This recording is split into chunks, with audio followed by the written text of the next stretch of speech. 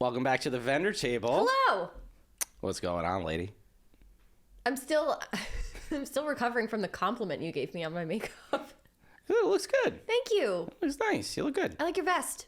Thank you. Vanilla Mike. It actually looks very comfortable. It's very comfortable. Yeah. It's very. This is me on. Like now that the season's over, I'm like back to comfy clothes. Baggy clothes and sweatpants season, baby. I have a really good idea for a reel that I'm gonna do with like the transition from like wedding season to like now hibernation mode. I can't wait. Oh God. Cool. Well, we're back talking regrets. Part 2. Regrets. Wedding day regrets. So we had so many that we had to split it into 2 parts. These are sad. It's also fun to talk about, but It's not bad. I like it, but also, sorry. It's a lot of juicy deets and a lot of tea. Pro tips on how not to have a sucky wedding day. Yeah, there we go. These are great for anybody that's planning a wedding and that maybe are on the fence about things and maybe you don't want to have that regret. So people are giving their insight and wrote in, and we had a lot of them. So we're going to get right into it. Lauren, why don't you read the first one? Having flower girls. Oh, yeah. So I have a 5-year-old daughter, okay? And I also have a 2-year-old son. They were both in a wedding party. They were in my sister-in-law's wedding. They were the ring bearer and flower girl at a wedding, okay? They were a lot. Okay? Ring bearers and flower girls are a lot on a wedding day, especially if they're young. They're unpredictable. Yeah. Like under the age, I'd say, of 5, they could go either way. You know, they could be great or they might not be great. Are they a cute photo op? Sure. Do you want them there? Of course you do. If you can get it where they're not screaming. Exactly. Or asleep. Yeah. I mean, my kids were hardly in any photos. Hardly in any photos. Fun story. I was a flower girl at my mom's wedding to my stepfather, and I ran screaming down the aisle the whole time. That's very you. That's very you. Why am I not surprised? It ended in divorce. Welp. Sorry, Mom. I do think flower girls, they're cute, they're great. I'd say have them at the ceremony, send them home. Send them with a babysitter. Yeah, go get them out of there. Just like, yeah. I also, it sucks. 2 things. One is you don't want to have to be at your friend's wedding if you're in the bridal party and like chasing your kids around the whole night. Yeah. 2, you also don't want to be the other person that just lets your kids do whatever the fuck they want. Yeah. Because that will affect the whole day. That's the worst. Yeah, man. especially at a reception. They're running around, they're causing chaos. They're like, I just had a couple of kids in the middle of parent dances just running around on the dance floor. Yeah, like they they could be unpredictable. So, regret having flower girls. I could see it. And maybe you're on the fence about it. Maybe you're like, I really should have my nieces. I really should have them in the wedding.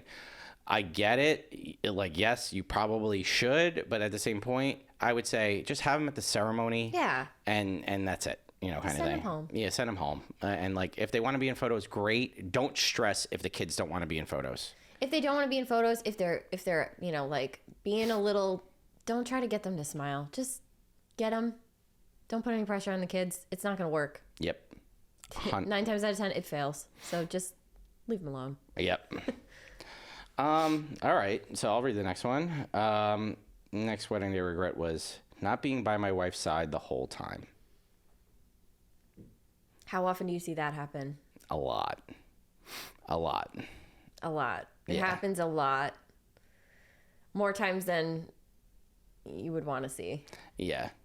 A wedding day is chaotic, and it does, you have so many people there for you, especially if you're having a big wedding, so many people there for the both of you. And, like the groom has his friends, the bride has her friends. You want to have fun. And like, you want to see those people and you want to entertain those people.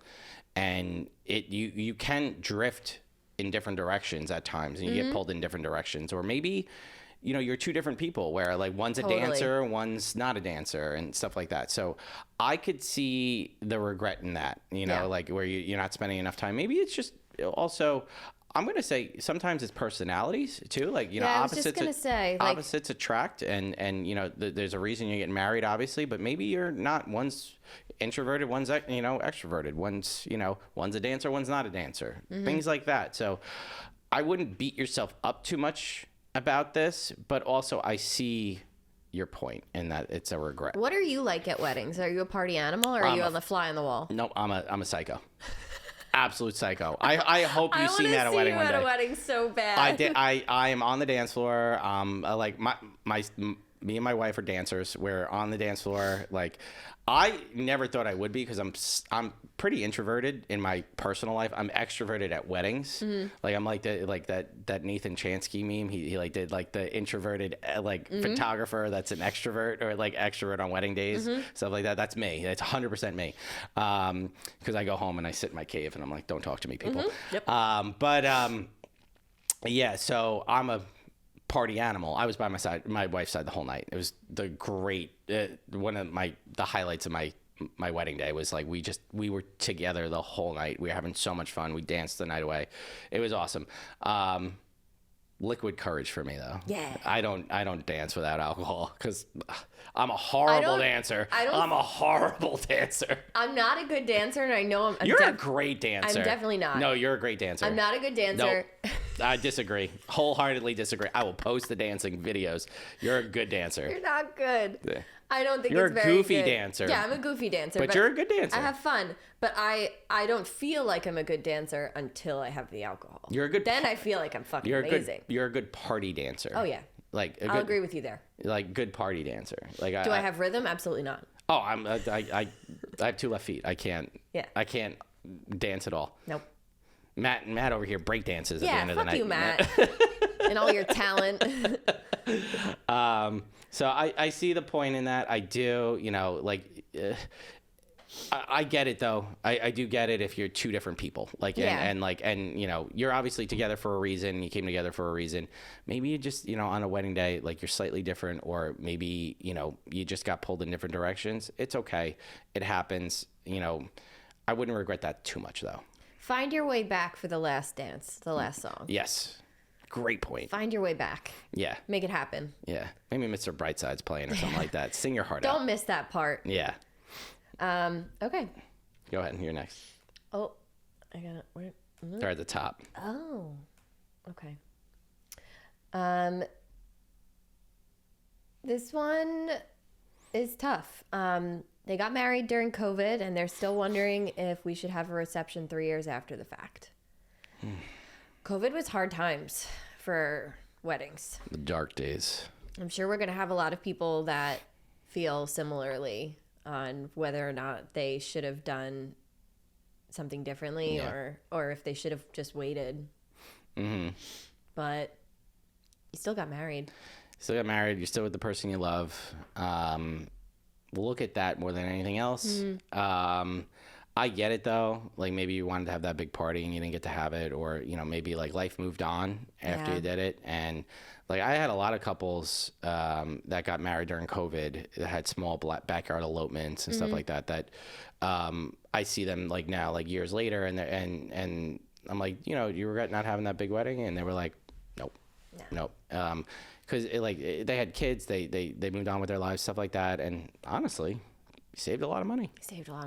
So, I try not to regret it that much, and think about, if you got married during COVID, you eloped during COVID, or you had a small get together during COVID. Okay, think about all the money you saved. Number one, okay, if you're still together.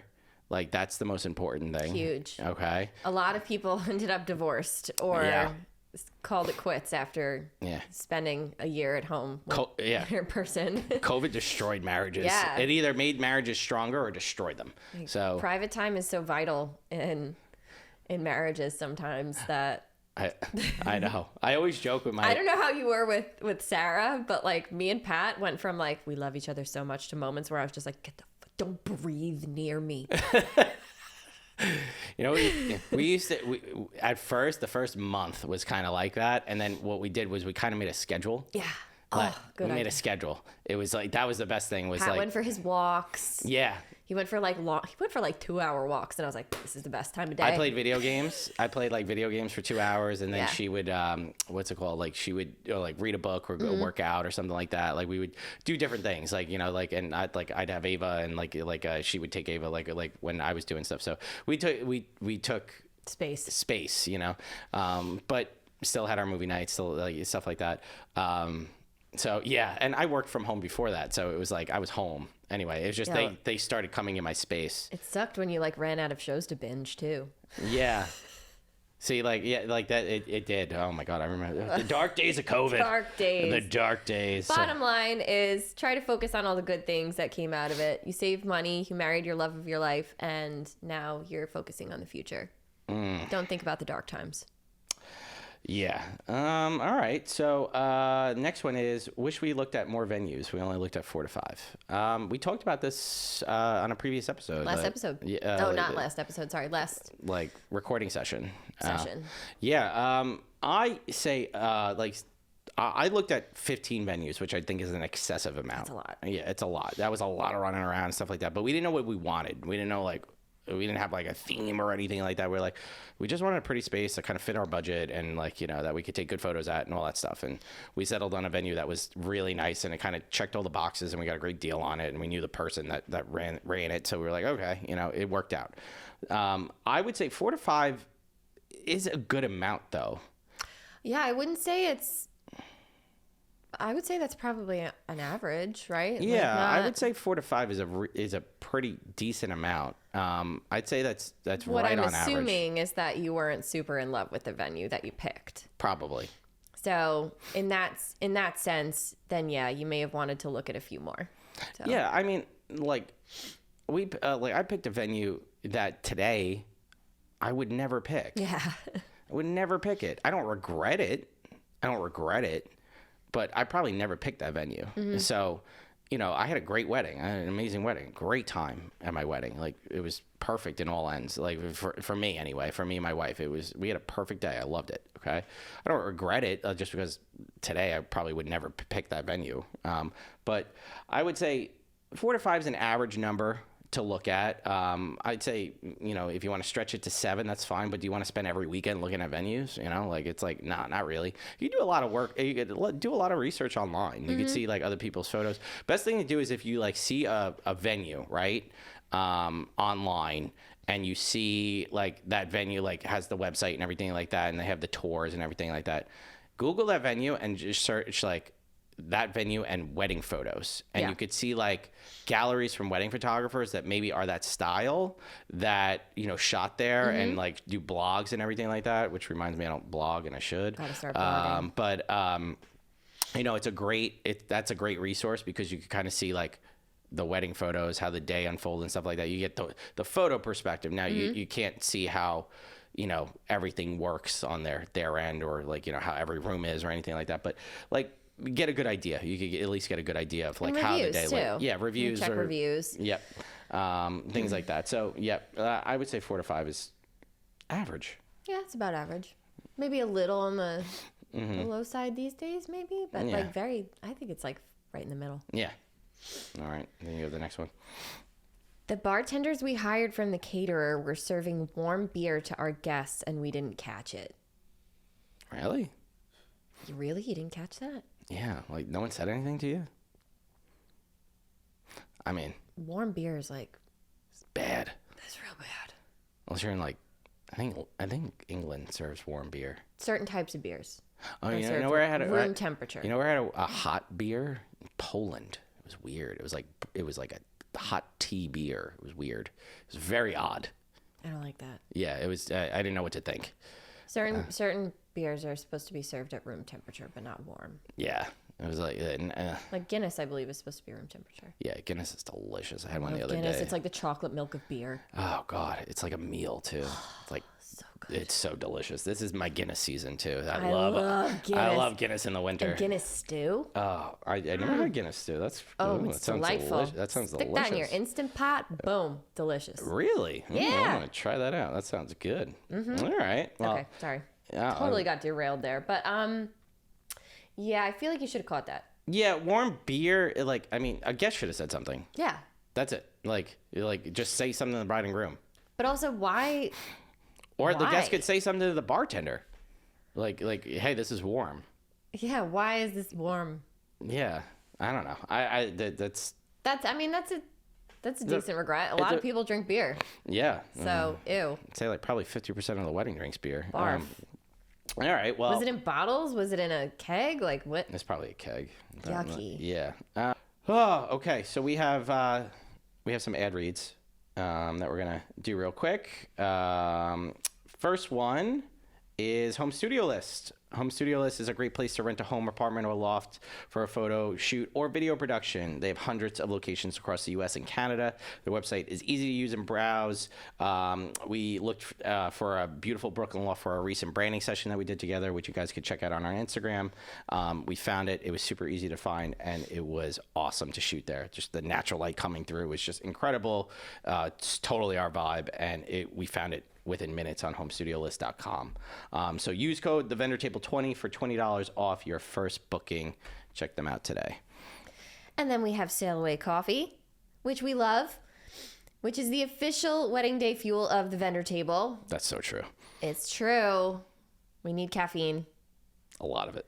Mike stays up until like 2 a.m. editing. He needs the caffeine. Goddamn right. It's in my fridge in my office. Their nitro cold brew is delicious and gets us through those long 10-hour days. It's available in 4 flavors, and they are all amazing. Check them out at SailAwayCoffee.com and use the vendor table 10 for 10% off your order. Love that. The last is Imagen, and you want to know the biggest game changer I made in 2023? It is Imagen. Adding Imagen to my workflow. It's an AI editor that edits the way you do. You're able to build a profile based around the way you edit. You upload 3,000 photos, and it creates this really cool profile that when you import your galleries to it, it's able to edit them within minutes and shave the time down. Like it sped up my workflow 300%, which is crazy.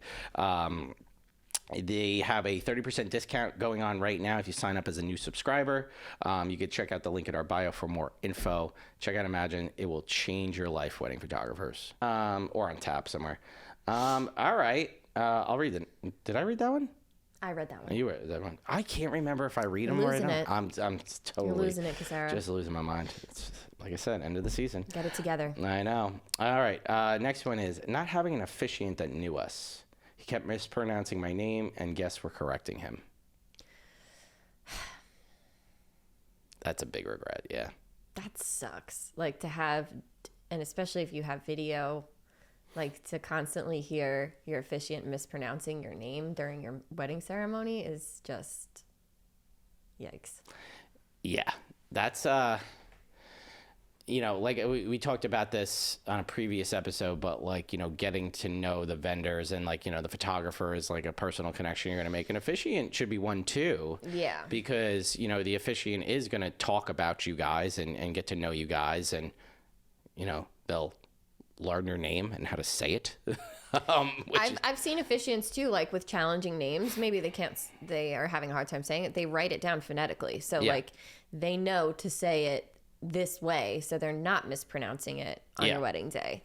So it's like these people have to start pronouncing people's names right during the, I don't know.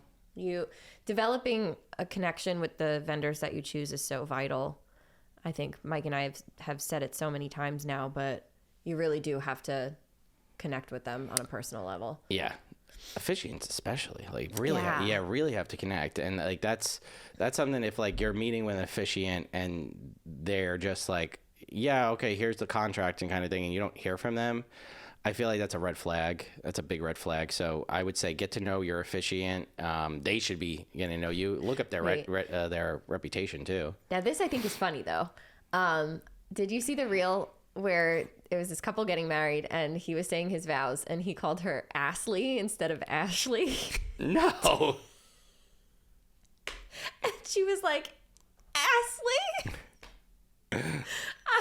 I will find it. I actually think I'll find it and I'll send it to you. It killed me. That's so funny. That's hysterical. No. I think that when like you guys mispronounce things during your ceremony, like I have never been so tickled. I don't think it's like embarrassing at all. I think it's so funny and it almost sets you guys apart because it's not just like I've had it happen a few times where the groom said awfully wedded wife. awfully. Wedded. Did you see the one where she says waffly? No, I didn't see Waffly that. wedded wife? Oh, But- he says waffly. But I saw awfully wedded wife, like awful, like He what? says He's nervous, like the dude's nervous. he says waffly, and she starts losing it, laughing like Oh she's my God. crying, and then he goes, and pancakey. That's so corny. That's so corny. Oh, it was so That's cute. cute though. That's really cute. I thought it's cute. All right, you got the next one. Yeah. Wait. Hiring vendors with big reputations and followings instead of building a personal connection. That's kind of, we were just talking about it Just too. talked about it. We just talked about that in our follower count episode. Never go for the numbers first. No, numbers don't matter. They don't matter. We've said this before. We'll say it again. Just because they have 50,000 followers on Instagram doesn't mean they're good. It doesn't mean they might be good, but they may not be the right fit for you. Yeah, they might not be the right vendor. Yeah, like they may have the decent portfolio to back it up, but they also just might not connect with you, or you might not connect with them. So it's like, what does that number even matter to you? I know. It's like I don't get it. And guys, a little insight here. Click on their like posts. Just because they have 50,000 followers, click on their posts. If they have like 15 likes per post, they bought those followers. They bought them. Another tip. They're not real. Don't just look at their portfolio, look at their photos that they're tagged in. Ooh, that's a good tip. I like that tip. Because they're only showing you the best of the best. They might not show like a day where they had a bad day or like something that's not their most proudest work. So if you click on their tagged photos and check out photos that other people have tagged them in, that's going to give you the other side. Yep. So, but yeah, nobody likes to see bought followers. We did not buy our followers. This is all organic growth. Hell yeah. And you could We are very proud of that. and you can tell from our reels and our Yeah. posts that they're real people. I love that, by the way. And it's so exciting. And thank you guys for following along. And I also feel more proud of, you feel more proud of yourself for that. Yeah, like for what we built and what we accomplished. It's a real. It does feel real. So yes, like don't just because somebody has a big following doesn't mean that they're going to be the right vendor for you or anything like that. Like get to know them. That's why you do client meetings with every vendor. Like you should meet with them. You should get to know them, all that stuff. If they're a photographer or a videographer, you should ask to see a full wedding gallery, especially photo. Like you want to see a full wedding gallery. You don't want to just see the Instagram highlights. You want to see a full gallery. Make sure you see from start to finish. If they say, oh, I'm going to deliver 1,000 photos, then you ask to see like a gallery and they'll scroll through it with you and they'll go through it quick and everything like that. And they'll show you moments from every day. I do that on every meeting. And I think it's the most important thing that you're going to show a couple as a photographer, and that the couples, they want to see that stuff because they should be able to see like how a day unfolds from start to finish. All right. Amen. Amen, baby. All right. Next one. Ooh, okay. Picking a venue based on the number of guests required by my parents and in-laws, not even our own guests. It's always the fucking parents or in-laws. It's always. We talked about it. We just talked about it. Talking about these topics are going to start giving me frown lines. You need more Botox. I have an appointment on Saturday. Oh, Okay. God, you don't need Botox. Stop it. Okay. I'm just so appalled. These mothers and fathers and just who raised you? It's not about you. God. It's not about you. How many times do we have to say this? I don't know, but we have to keep repeating it. And but like, parents, I get it, okay? I get you want to have your friend from work, and I get you want to have all this stuff, okay? But if your son or daughter doesn't want to have those people, and they want to have a small gathering for their day, let them just have a small gathering. It's not important. Have a get-together at your house with your friends for your kid right? Like celebrate them with a shower or a whatever thing. Like, you know, like I don't know. I don't feel it's necessary to invite all these people that you don't talk to or you don't even know. Like I had people at my wedding I didn't know. Yeah. I didn't know. I was like, who the fuck are you? There's it's people my mother introducing themselves to the bride and groom at the wedding. Yeah, I'm like, who are you? It's the friends of the the parents. And like I get it because, you know, you want your parents to have fun at a wedding and all that stuff, and I get it. Okay? But at the end of the day, couples, it's about you. Be selfish if you don't want those people, and like you gotta say it. You gotta say it. Put your foot down. It's your wedding day. Or here's something that's gonna trigger a lot of people. If your parents are giving you the money, okay, for a venue for your wedding day, and it's not what you want, decline the money. Yeah. Decline the money. Make it like just say no. Just say no. Thank you. Just say no, thank you. I want it about me. I want the day the way I want. And if you're saying I can't do it this way because I'm giving you money, then say, Mom, Dad, thanks, but no thanks. We're gonna do it our way. We're gonna do it our way. You know, that's it. Ooh. Yeah. Just say no. We might clip that one. You don't want to sell your soul just so you can have extra, I don't know, people at your wedding that you don't even know. I don't understand, you know, like what's the trade-off here? Yeah, it's just not worth it. Ugh. Okay. Gross. All right. We have time for maybe one or two more. I think we can do two. Go ahead, let's do it.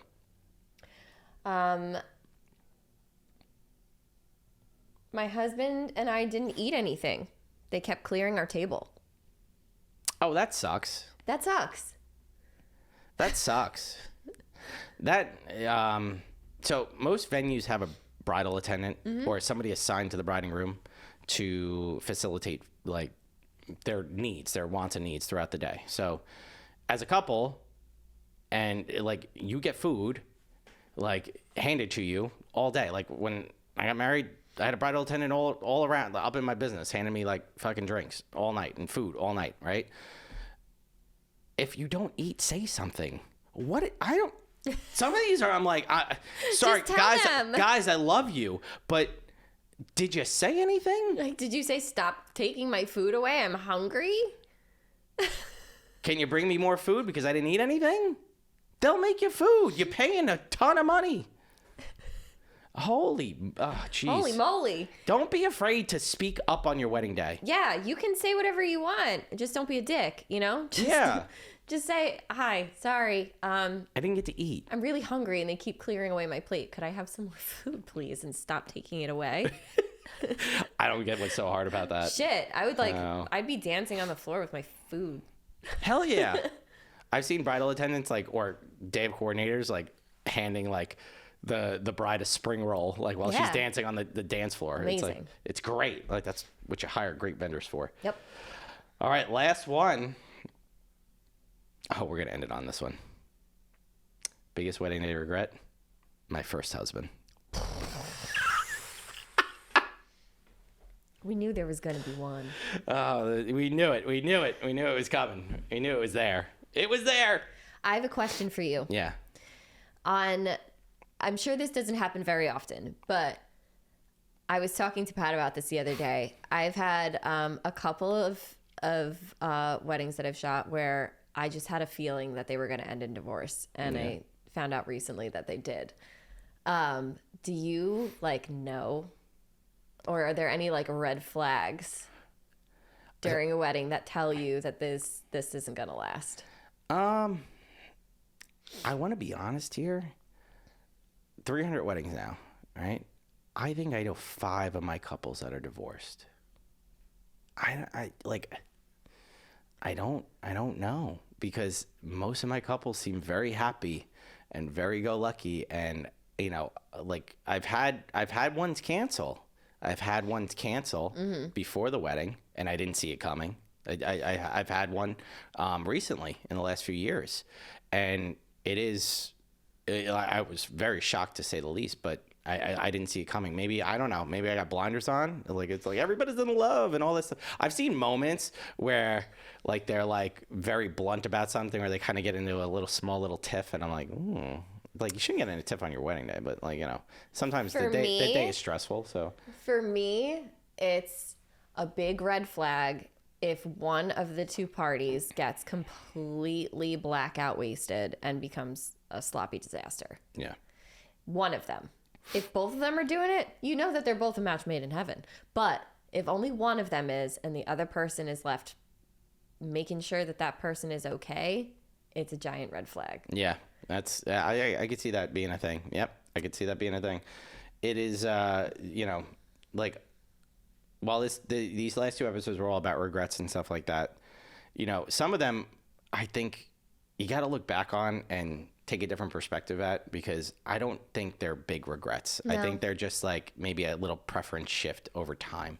So take a look back, reevaluate yourself, and realize like maybe you just your preferences have changed over the years, and maybe you look back and you're like, like maybe I would have done it different. Like I said before, I wouldn't get married at the venue that I got married at, but I don't regret it. Yeah. So this has been chaotic. Yeah. Yeah. But fun. Which one do you think was the worst regret? I don't know. I got to watch the tape back. I think the whole wedding day one was probably the biggest one. Mm-hmm. If you regretted everything about your wedding. Yeah, I mean, obviously, I think that's probably goes without saying, right? Regretted the wedding, my first husband. The husband, that's a pretty bad one. That's a big regret. But no, like there's a ton. There's a lot in here. So it's been fun. Boom. Well, guys, this has been fun. Thank you for all your regrets. Sorry, it's like it was a lot of juicy tea for us. We like talking juicy topics. My first look was in front of a dumpster, and I do not regret it. Love that for you. You weren't a garbage person though, so no. It's very fitting. Very. Well, guys, it's been fun. Lauren, where can they find you? You can find me at my website, LaurenO'BrienPhoto.com, and on Instagram at Lauren O'Brien Photo and the Feral Photog. You can also find me on TikTok at Lauren O'Brien Photo. You guys could find me at Michael Casara Photo on Instagram, TikTok, as well as my website. And you can find us at the Vendor Table Pod on Instagram, TikTok, and YouTube, as well as our Facebook group. Check us out. All right, guys. Well, it's been fun. We'll catch you next time. Okay, bye.